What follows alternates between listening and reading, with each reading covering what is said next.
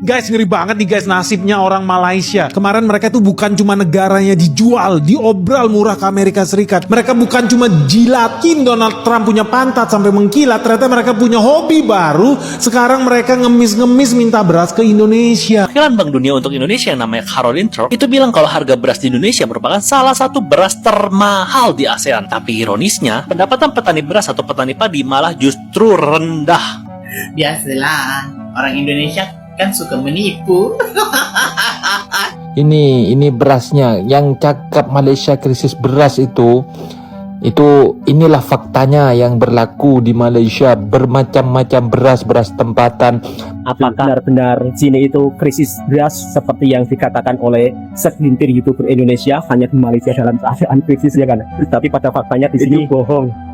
Gengs, belakangan ini ramai banget isu yang bilang Malaysia krisis beras, sampai dibilang ngemis beras ke Indonesia. Tapi kalau dilihat dari fakta di lapangan, ceritanya nggak sesederhana itu. Malaysia memang banyak mengimpor beras, tapi sumber utamanya bukan cuma satu negara. Beras mereka datang dari Vietnam, Thailand, Pakistan, India, dan Kamboja. Sementara dari Indonesia itu ada, tapi jumlahnya kecil. Di sisi lain, beras lokal Malaysia justru banyak dan harganya relatif terjangkau karena adanya subsidi. Bahkan yang bikin heboh, beras murah dari Malaysia justru ditemukan beredar di beberapa pasar Indonesia secara ilegal.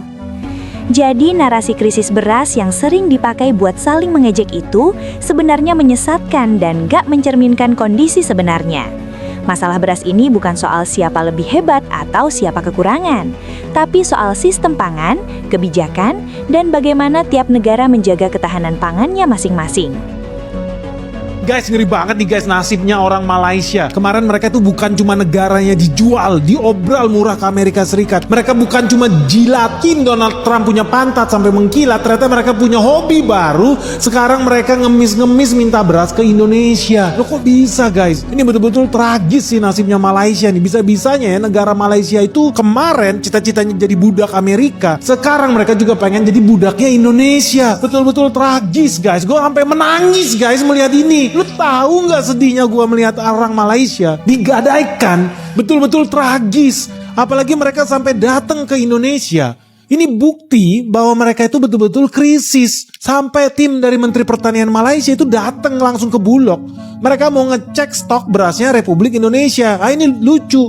Kenapa jadi mereka yang stok opnam stok beras kita? Karena mereka jealous guys. Mereka iri. Dan mereka juga takut kalau seandainya Indonesia berasnya nggak cukup. Karena mereka pengen impor dari Indonesia. Mereka itu nggak cukup cuma jadi budak Amerika. Kalau bisa jadi budak orang Indonesia juga. Makanya jangan heran ya Menteri Pertanian kita juga bilang kok Malaysia itu minta impor beras dari Republik Indonesia. Nah ini kabar baik atau kabar buruk sebetulnya guys? Kalau di gua sendiri sih, gua sedih, gua menangis guys. Melihat tetangga kita di Malaysia gak ngerti caranya macul-macul tanah keluar padi. Mereka gak paham guys, kasihan gua. Tapi kenapa ini semua bisa terjadi guys? Apakah ini kutukan dari Yang Maha Kuasa ya? Karena mereka mengkhianati Asia Tenggara guys. Ya kalau lu penasaran jangan di skip video ini. Let's check this out. Mantap kak, kasih paham itu orang Malaysia. Iya, lu tau gak sih Benny jelasin apa? Katanya gini, itu si pokoknya dari Malaysia ya, pemerintah Malaysia datanglah ke Indonesia. Minta beras kak. Kasihan sekali. Benny kan jelasin, iya. Makanya orang Malaysia tolong nonton Benix. Tolong nonton Benix. Banyak orang Malaysia terima kasih karena selama ini orang Malaysia tidak tahu. Banyak yang terima kasih. Kalian nggak tahu kalau kalian minta beras ke Indonesia? Kasian. Dah, thank you. Ini bukti biarpun beras sudah mahal tapi petaninya tetap miskin. Perwakilan Bank Dunia untuk Indonesia yang namanya Caroline Thorpe itu bilang kalau harga beras di Indonesia merupakan salah satu beras termahal di ASEAN. Tapi ironisnya, pendapatan petani beras atau petani padi malah justru rendah. Nih begini perbandingan harganya ya. Harga beras di negara tetangga kita Malaysia itu sekitar 6-9 ribu rupiah per kilogram. Di Thailand itu 9 ribu rupiah juga per kilonya. Di Singapura aja itu masih cuma 12 ribu rupiah per kilonya. Tapi di Indonesia harga beras itu udah mencapai 14 ribu sampai 18 ribu rupiah per kilonya. Harga harga beras ya sekitar 20% lebih mahal dibanding beras-beras di negara tetangga kita. Bahkan lebih mahal daripada Singapura harga beras kita. Dan mirisnya, lu tau nggak pendapatan petani beras kita berapa? Menurut survei pertanian terintegrasi yang dilakukan sama BPS tahun 2024, pendapatan rata-rata petani kecil di Indonesia itu kurang dari $1 per harinya. Atau hanya sekitar 5,2 juta rupiah doang per tahun. Per tahun loh ya, bukan per bulan. Dan 72% petani di Indonesia itu merupakan petani skala kecil yang pendapatannya segitu doang. Kenapa bisa gitu? Katanya sih biarpun harga gabah sedang tinggi, tapi harga produksi beras juga semakin mahal. Makanya pendapatan petani nggak naik katanya. Tapi kok ada yang aneh ya? Gimana menurut lu soal ini? Komen ya. Kekawalan ini kalau kita Ini ada di sini. Ya. Malaysia RM2.60 oke sekilo ya. Thailand RM3. oke Indonesia RM3.80.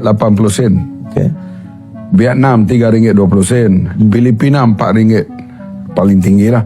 Singapura RM4.60 memanglah dengan Apalah, banding biarlah dia orang makan. itu dia duit banyak. Mahal. Cambodia RM3.60. Laos RM3.80. Brunei RM2.80. oke Jadi Kita paling murah. kita paling rendah. Biasalah, orang Indonesia kan suka menipu. Selama aku hidup, aku tak pernah lagi nampak beras daripada Indonesia. Tak pernah. Kalau nampak beras daripada Thailand, iyalah, aku selalu nampak. Aduh. Kalau pada dari Indonesia, mesti ada jenama PT ataupun Made in Indonesia kayak gitu kan. Contohnya macam ini. Nih, nampak ada kan? PT nih dari mana nih? Daripada Indonesia kan? Mesti ada. Masalahnya di beras itu tak ada yang daripada Indonesia. Yang ada dari Thailand yang aku selalu nampak. Aduh, menipu lah. Nah, ini dia para sahabat dan teman-teman, Mas Farhan pergi ke kedai untuk membeli beras. Ternyata beras dekat Malaysia sangat-sangat berlambak. Jadi buat para pembenci oknum-oknum yang tak suka kepada Malaysia, jangan koyak apabila dikasih tunjuk fakta dekat Malaysia beras berlambak semacam ini para sahabat. Ini beras semua weh. Ini berasnya. Yang cakap Malaysia krisis beras itu inilah faktanya yang berlaku di Malaysia. Bermacam-macam beras tempatan, beras impor, tapi bukan impor dari Indonesia. Nah, inilah yang dikatakan beras subsidi 24,90 sen. Ini 10 kilo ya para sahabat. Setelah lama tinggal di Malaysia, jujur, aku jadi jarang makan nasi dari beras biasa. Hahaha. Dulu sebelum ke Malaysia, buatku beras itu cuma dua, beras standar dan beras mahal. Soalnya aku itu orang kampung. Mau beli beras ya ke pasar, jenisnya nggak banyak, bahkan belinya masih kiloan. Nimbang langsung di situ. Pas pertama kali sampai di Malaysia, karena budget pas-pasan atau memang bawaan dari lahir, aku tetap beli beras yang paling standar. Dan pikirku waktu itu, yang penting kan bisa makan. Tapi makin lama di sini, aku lihat satu rak bisa isinya belasan jenis beras. Akhirnya aku coba explore beras yang lebih mahal sedikit. Dan disitulah persoalannya dimulai. Sekali lidah kenal nasi yang pulen dan wangi, gak gampang balik ke yang biasa. Sekarang bahkan kalau makan di warung, aku bisa nebak, oh ini warungnya pakai beras standar. Bukan so elit, tapi rasanya dan aromanya memang beda. Ternyata bukan cuma soal beras. Standar hidup itu pelan-pelan naik seiring pengalaman dan waktu. Menurut kalian, beras jenis apa yang enak, wangi, tapi harganya masih masuk akal? Tulis di kolom komentar ya. Di pasar besar ini ada beras yang 26 merek itu, jadi tapi memang sedikit, dan banyaknya lagi ada beras dari Tawau, dan ada juga ditemukan beras yang tanpa izin edar ya, menurut dari Dinas Pangan itu sebenarnya tidak boleh diperjualbelikan. Iya, seperti itu maksudnya, karena dia belum terdaftar ya. Artinya itu kan tidak dibenarkan ya diperjualbelikan di Indonesia lah, karena beras itu masuknya pasti ilegal. Iya, tidak resmi ya, seperti itu. Nah, tapi kami sudah menghimbau ke pelaku usaha, tadi kami sudah menyampaikan bahwa beras atau barang yang tanpa izin edar tidak dibenarkan diperjualbelikan di tempat kita di Indonesia. termasuk beras walaupun dari Indonesia labelnya tidak terdaftar di label beras itu juga tidak dibenarkan seperti itu. Apakah benar-benar sini itu krisis beras seperti yang dikatakan oleh segelintir YouTuber Indonesia hanya di Malaysia dalam keadaan krisis ya kan? Tapi pada faktanya di sini bohong. Pada faktanya di sini baik-baik saja tidak ada krisis beras. Nanti kita akan pergi ke pasar raya, ada berasnya atau tidak, sahabat-sahabat itu tidak salah paham ya. Betul. Ekonomi Malaysia krisis beras, krisis pangan, enggak. Di sini baik-baik saja sahabat itu semua. Jadi kalau membuat berita, buatlah yang sesuai fakta ya kan. Iya. Dan alhamdulillah kami bekerja di sini, alhamdulillah gajiannya juga tidak pernah sangkut ya kan. Tidak pernah, bahkan belum cukup bulan sudah gajian. Nah itu dia. Jadi mungkin kalau Anda memberitakan di Malaysia dalam keadaan krisis beras, krisis pangan, itu salah besar. Nanti kita akan pergi ke pasar raya ya kan? Betul. Sini rebutan beras juga ada, krisis beras tidak ada loh, beras premium juga ada, beras mati juga ada. Jadi di sini tuh berasnya aneka variasi sahabatku semua.